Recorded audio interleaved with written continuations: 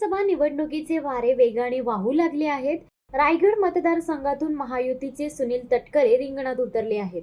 निवडणूक अवघ्या काही दिवसांवरच येऊन ठेपली आहे।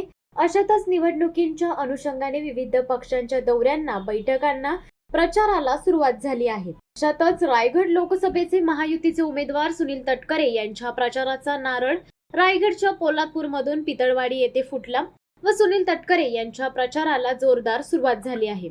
यावेळी त्यांच्या समवेत स्थानिक आमदार भरत गोगावले उपस्थित होते। महाविकास आघाडीचे उमेदवार अनंत गीते यांच्यावर आमदार भरत गोगावले यांच्यासह सुनील तटकरे यांनी देखील टीकेची झोड टाकत गीते यांनी मागील 10 वर्षात किती विकास कामे केली हे दाखवा आणि विकास गोगावले यांच्याकडून 1 लाखाचे बक्षीस घेऊन जा अशी खोचक टीका तटकरे यांनी गीतेंवर केली आहे। प्रत्येक लोकांना विचार पडला की जसा राष्ट्रवादी काँग्रेसवाल्यांना विचार पडलाय आमच्या मावळच्या मतदारसंघामध्ये, तिथे आपला धनुष्यबाणाची निशाणी आहे। तिथे त्या राष्ट्रवादीवाल्यांनी कधी मतदान केलं नव्हतं धनुष्यबाणाला, आता त्यांना विचार पडलाय तर करणंच भाग आहे। जर आम्ही इकडं तटकरे साहेबांना घड्याळावरती जर निवडून देण्याचं ठरवलेलं आहे तर तिकडच्या लोकांनी धनुष्यबाणावरती बटन दाबून तिथं आमच्या भारण्याला निवडून द्यायचे, म्हणजे आम्ही समसमान राहतो। पुढं तिकडं आम्हाला एसे झाले का तुमचे फायदे वगैरे कळलं काय? बोलू का नको काय? बोला नाही मी परत खुशी पडायचं। रत्नागिरीमध्ये जे काही आपल्याला उमेदवार दिले जातील त्यांना 31शी तिथं उमेदवारी निवडून आण्याची जबाबदारी आमच्यावरती पण आहे। कारण गुहागरच्या तिथपर्यंत आपला मतदारसंघ येतो। 6 आमदार या एका खासदारांच्या सोबत असतात, त्यामधले 5 आमदार आज तटकरे साहेबांच्या सोबत आहेत। एकाच उभाटाचा आमदार तो भास्कर जाधव तिकडे आहे, नाहीतर मग तिथनं योगेश कदम आहे, मी आहे, अदितीताई आहे, रवी पाटील आहे आणि महेंद्र शेठ दळवी, असे 5 आमदार आणि 5 आमदारांच्या पाठीमागे असणारे हे सर्व जनता जनार्दन यांनी जर ठरवलं तर मी आज तुम्हाला सांगतो तानाजी मालुसरे यांच्या समाधीच्या समोर सुद्धा कमीत कमी 40,000 आणि जास्तीत जास्त 60,000च्या पुढे हा लीड आपल्याला हे आपल्या विधानसभामधून, आपल्या एका विधानसभा मतदारसंघातून आम्ही देशाच्या टॉप 10 जे काय खासदार निवडून येणारे आहेत, मग आपले असणारे 6 जर आम्ही 50-60 हजाराच्या पुढे जर गेलो, मग बाकीचे त्याच्यामध्ये कोण 40,000 असेल, 50,000 असेल, 30,000 असेल, 35,000 असेल, काही असेल, 2 लाखाच्या फरकामध्ये आपले महायुतीचे खासदार सन्माननीय सुनीलजी तटकरे साहेब यांना आपल्याला निवडून द्यायचे आहे। हे म्हणजे तुम्हाला सांगण्याची बाब आहे। शिवसैनिक आता तो पण आज बघा शिवराज यांनी सांगितल्याप्रमाणे खरं आहे की तुम्हाला पहिल्यांदाच घड्याळावरती मतदान करावं लागणार आहे आणि आम्हाला मावळमध्ये घड्याळावरती मतदान करावं लागणार आहे। आणि मला तुलाही सांगतो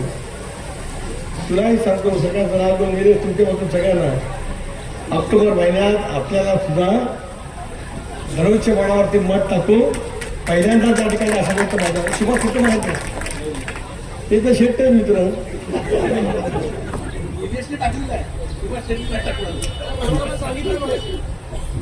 अच्छा सांगितलं गमतीचा भाग सोडा, विचारपूर्वक उद्याच्या महाराष्ट्राच्या भवितव्यासाठी देशाला जगाच्या पाठीवरती विकसित राष्ट्र बनवण्यासाठी ज्या ऐतिहासिक रूपाच्या निवडणुकीमध्ये आपण ताकद आणि शक्ती देतो, माझं उत्तरदायित्व त्या ठिकाणी कायम राहणार आहे, ज्याच्यातून संकट कमी होवं। पण संकट आले असेल तर धावून जाण्याचं काम आमच्या सर्वांचं त्या ठिकाणी राहील।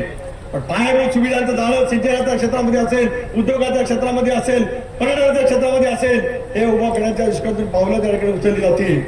आज त्यांनी 7-8 पानाची यादी दिली, मला माहिती आहे आचारसंहिता उठल्यावर तेवढ्याच पानांची यादी सरकारकडे तयार आहे, फक्त आचारसंहितेमुळे ती थांबणे, उठले की ती यादी येईल, त्याला पुन्हा ती पानं मोजता पानं अरुणराव यादी सोडा, पानं मोजताना आपल्याला काही वेळ त्या ठिकाणी घालवावा लागेल। या पद्धतीने कामाची रचना त्या ठिकाणी होईल। मतदारसंघातून महायुतीचा अधिकृत उमेदवार घोषित झाल्यावर माझ्या प्रचाराचा शुभारंभ शिवसेनेचे नेते मुख्य प्रतोद भरत गोगावले यांनी पोलादपूरच्या ऐतिहासिक भूमीपासून या ठिकाणी सुरू केला। प्रचंड उपस्थितीमध्ये उत्साहाच्या तणामध्ये आज प्रचाराचा शुभारंभ झाला।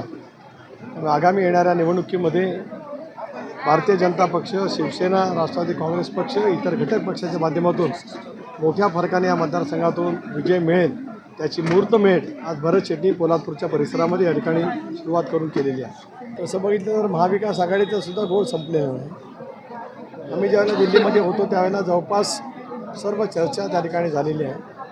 मुख्यमंत्र्यांच्या नेतृत्वाखाली निवडणूक लढवली जात असतानाच एकनाथराव शिंदेसाहेब, देवेंद्रजी, अजितदादा आम्ही सर्वांनी मिळून जागा वाटपाच्या बाबतीमध्ये चर्चा त्या ठिकाणी केलेली आहे. 5 टप्प्यामध्ये निवडणूक त्या ठिकाणी होणार असल्यामुळे आज उद्या 2 दिवसांमध्ये या संदर्भातल्या जागा, उरलेल्या जागा आणि मग त्या जागावरचे उमेदवार महायुतीचे त्या ठिकाणी घोषित केले जातील.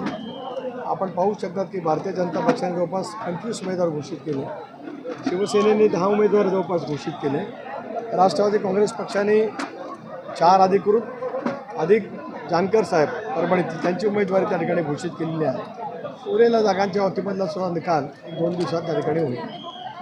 एक असं आहे की अशा भाषावीरांच्या बद्दल आणि आयुष्यभर खोटं बोलण्यामध्ये ज्यांचा क्रमांक 1चा आहे अशांच्या वक्तव्याबद्दल मी काय या ठिकाणी बोलणार नाही. याचं कारण पवारसाहेबांचं घर मोठं आहे.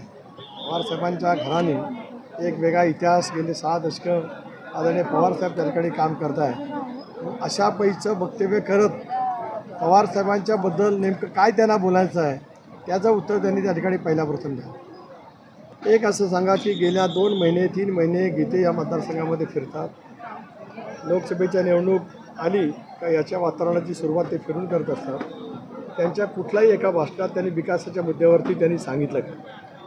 केवळ व्यक्तिगत टिप्पणीवरती ते त्या ठिकाणी भर ठेवतात. आम्ही जी भूमिका घेतली राष्ट्रवादी काँग्रेस पक्षाने असेल, शिंदेसाहेबांच्या नेतृत्वाखाली भरत शेठसारख्या अनेक सहकार्याने त्या ठिकाणी घेतली असेल, महाराष्ट्राला अधिक गतिमान त्या ठिकाणी करायचं आहे. देश आणि राज्य संघराज्याच्या कल्पनेमध्ये आपल्याला राज्याला पुढे न्यायचं आहे.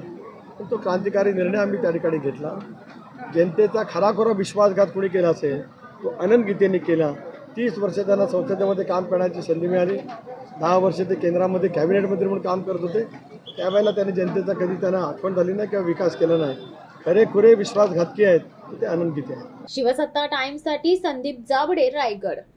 दे धडक बेधडक वृत्त देणाऱ्या आपल्या शिवसत्ता टाइम्स न्यूज चॅनलला लाल बटन दाबून सबस्क्राईब करा आणि बेल आयकॉनला क्लिक करायला विसरू नका.